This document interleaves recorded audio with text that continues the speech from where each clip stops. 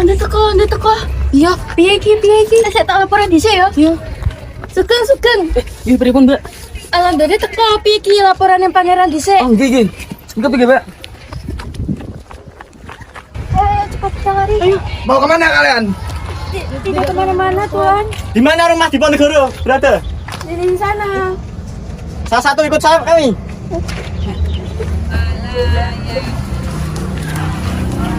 Cepat.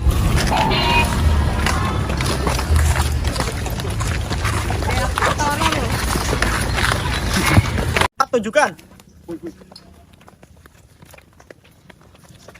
Berhenti! Mau kemana kalian? Apa-apaan ini? Berhenti! Kalian mundur atau mati sekarang juga di sini. Baik. Kita mundur.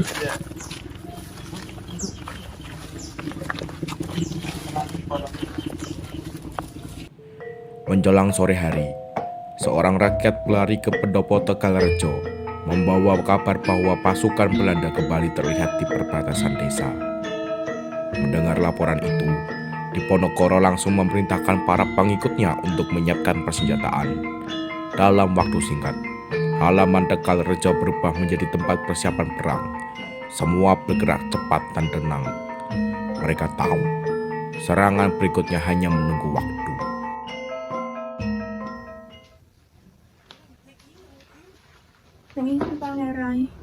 Pangeran, ada pasukan Belanda yang sudah mendekat. Ada salah satu warga yang telah tersandra. Apa? Salah satu warga kita disandra. Iya, Pangeran, tapi mereka sudah dibebaskan. Bagaimana kalau gitu? Siapkanlah pasukan agar nanti kelak ketika mereka kembali menyerang kita bisa melawan. Baik, Pangeran.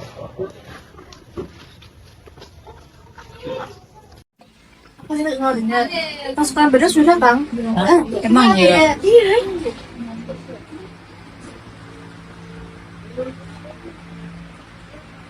Apa aku tak salah dengar? Pasukan Belanda sudah datang. Iya. Aku baru saja mendapat laporan dari rakyat bahwa mereka sudah datang. Aku ragu untuk memimpin perang kali ini. Pergilah, Nak. Jangan perlawanan baru saja dimulai. Jangan biarkan jalan ini sia-sia. Ya. Insya Allah demi rakyat dan tanah ini akan berjuang. Tenang saja, Pangeran. Kami mendukung. Pagi hari di Tegalrejo kembali diwarnai dengan ketegangan. Setelah serangan pertama mereka digagalkan, pasukan Belanda datang lagi dengan kemarahan yang sama besarnya. Tanpa peringatan, mereka menerobos masuk ke wilayah Tegalrejo. Namun, pasukan Diponegoro yang sudah bersiap sejak semalam, begitu Belanda memasuki daerah itu, serangan balasan langsung dilancarkan. Pertempuran singkat namun sengit terjadi, dan akhirnya Belanda kembali dipukul mundur. Maju.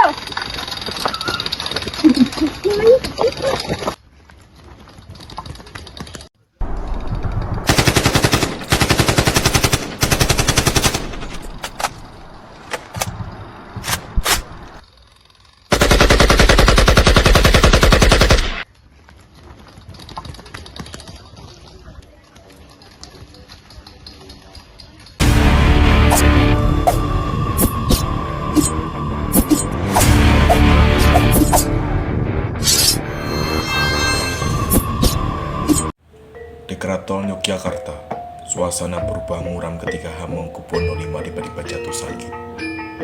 Kondisinya memburuk cepat, membuat para abdi dalam dan permaisuri diliputi kecemasan.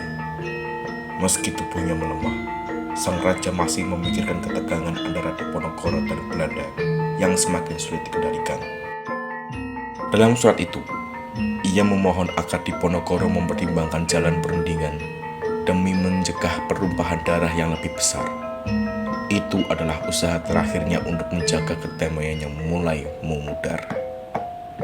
Setelah sang raja tak lagi mampu berbicara, permaisuri memanggil seorang utusan ke ruang dalam keraton dan menyerahkan surat tersebut.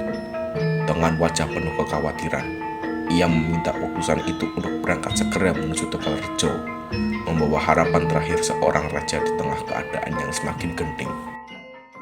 Kondisi Baginda sudah semakin kritis. Kita sudah tidak bisa berlama-lama lagi.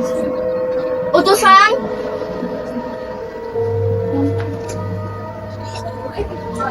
Ini surat yang ditulis Baginda untuk Pangeran Diponegoro sebelum Baginda sakit. Tolong sampaikan segera kepada Pangeran Diponegoro agar masalah ini cepat usai. Baik, Permaisuri. Saya akan handalkan. Segera.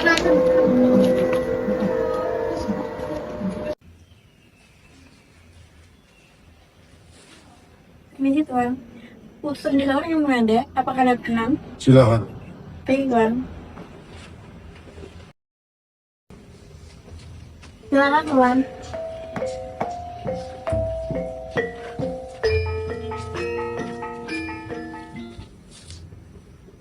Permisi Tuan, saya di sini diutus oleh Permaisuri untuk mengatakan surat dari Narsal dalam Hamengkubuwono.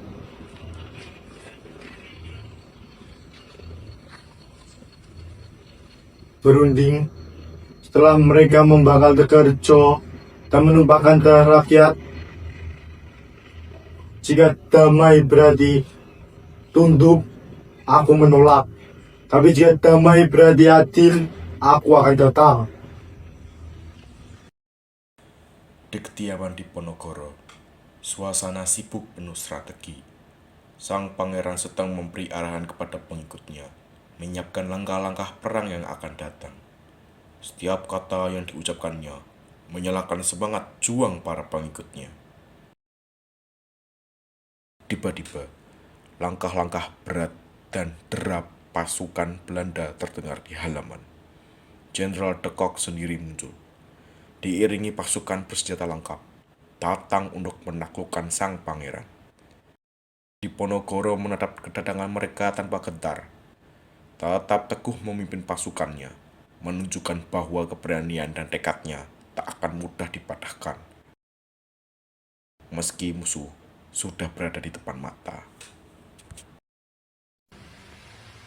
Kita harus menyiapkan kita untuk kemarin. Paham? Tuan. Selamat siang, Pangeran. Mari kita bicarakan perdamaian. Perdamaian tidak akan lain dari kebohongan. Kata tujuan sebenarnya. Tujuan kami sederhana, ketertiban di Pulau Jawa, dan itu hanya bisa terjadi bila kau menyerah.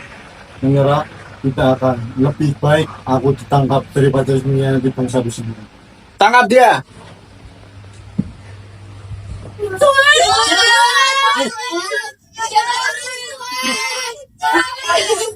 Tuan!